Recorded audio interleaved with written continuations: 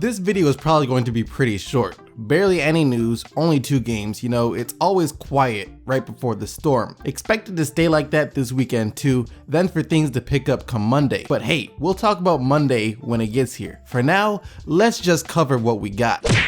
News came out that Anthony Davis will be very involved in the Pelicans offseason. In the news, he basically shot down any notion that he wants out of New Orleans at all, saying that if he wanted out, he wouldn't have signed this contract extension and that he wants to put the team back on the map. You know, that's great news for New Orleans fans out there. He also said though that he's trying his best to make sure point guard Jrue Holiday remains with Pelicans past this season. When it comes to Jrue Holiday, he's often an afterthought to a lot of NBA fans. However, it was not that long ago when he was one of the most promising young point guards in the NBA. You know, he was an all-star back in his Philly days. However, due to injuries and family matters, he hasn't really been able to stay on the court. He's back now though, and he still looks like a really good young point guard. He's only 26 and is having a solid season, averaging 16 points, 7.5 assists, and 4 rebounds per game. Davis recognizes how important Holiday is and says he talks to Jrue every day and tells him how much he wants him on the team. You also heard New Orleans linked to players like Brook Lopez and Jahlil Okafor. Now, I'm not sure, since Philly and Brooklyn are both seeking more draft picks. Actually, in Brooklyn's pick, they're just seeking a draft pick, not more draft picks. If New Orleans is willing to give up their first rounder this year, considering how good this draft is supposed to be. But we'll just have to keep an eye on that situation. I'm pretty sure, however, that New Orleans will make a move.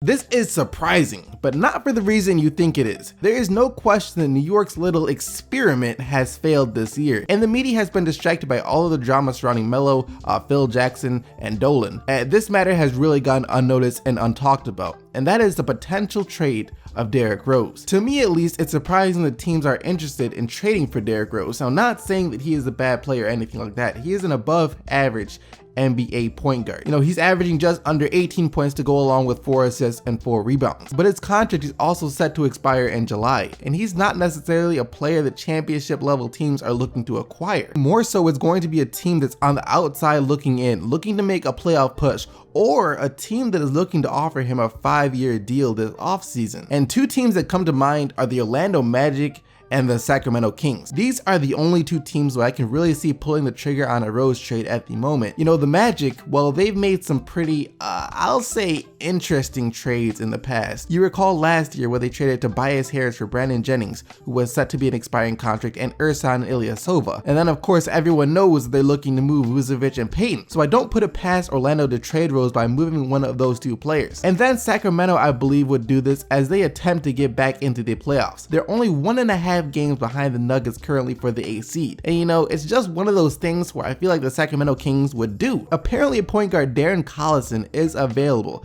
and he's been playing pretty well ever since Rudy Gay went down.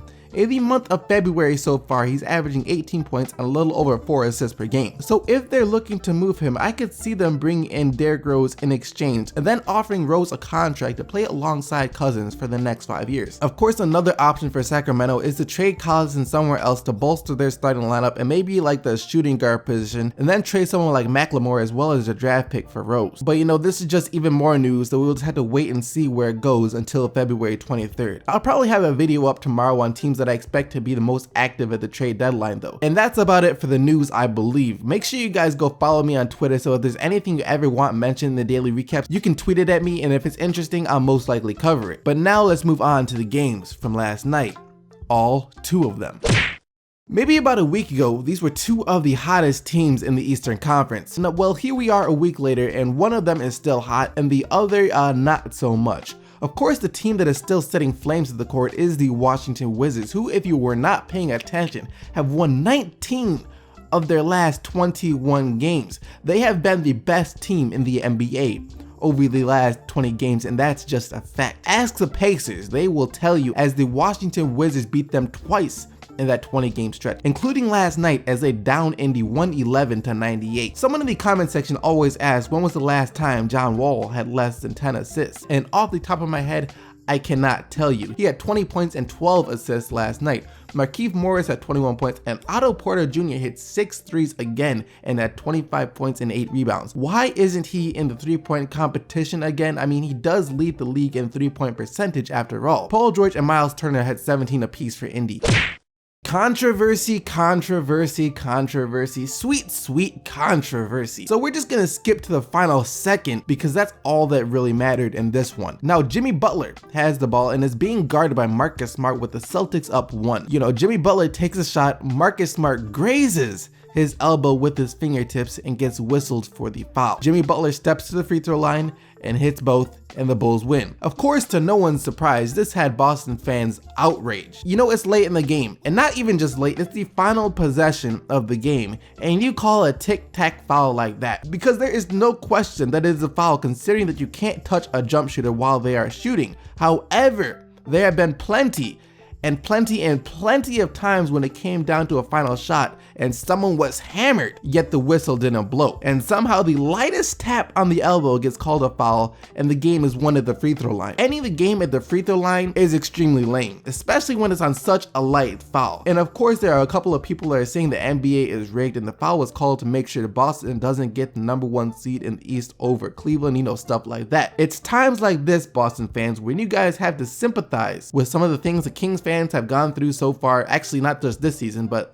for a very long time though. What you just experienced happens to them at least once a week. Final score though is 104 to 103. Jimmy Butler with 29 points and 7 assists, and Isaiah Thomas had 29 points and 7 assists as well for Boston. And that about wraps up all the action for the day 115 recap of the 2016-2017 NBA season. And now it's time to get into the player of the day.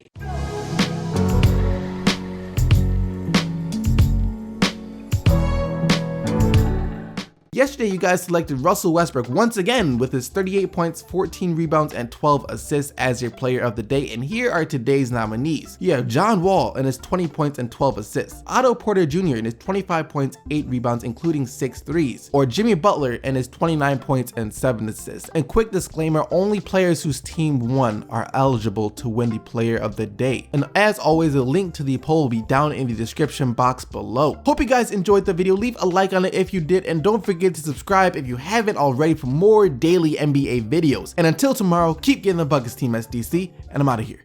Peace!